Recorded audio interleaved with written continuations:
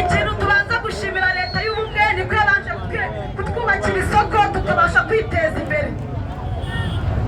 Ikindi nashima ni uko umugore n'umugabo iyo bashyize hamwe batera imbere. Ntabwo urugo ruba ari umugabo wenyine n'umugore bagomba gufatanya.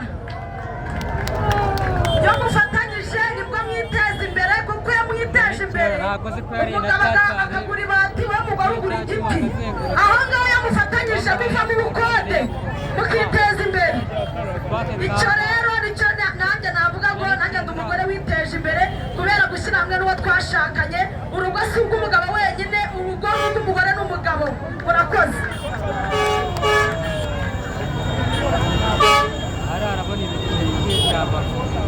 Murakoze Banyarayimana Donatira hamwe nanjye bwa burebure cyane kwiteza imbere kwanya kwaturutse kuri leta nziza y'ubumwe. Nyakubahwa Perezida wa Repubulika yadutekerejeho kandi aduha n'ubwisanzure. Yewe ni umumama wahoze ndi mayibobo ariko ubu ngubu ahongeze abundi umukire kubera leta nziza y'ubumwe.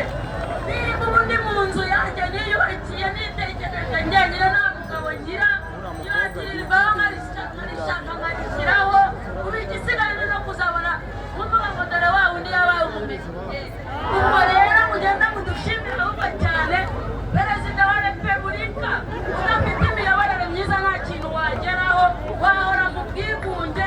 Mujye mugenda mudushimira Perezida wa Repubulika. Murakoze.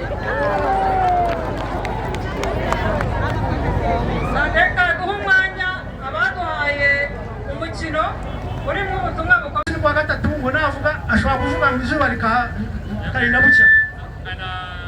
And I celebrate with you today the International Women's Day, so happy Women's Day for everyone. N'abarishimye kuza hano tugashimana twese umunsi w'abagore kandi arabishimiye cyane.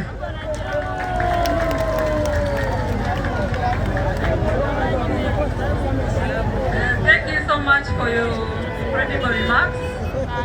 Reka dushimire abashyitsi. Embela live udushya tuba turi Nyabugogo muri kutubona.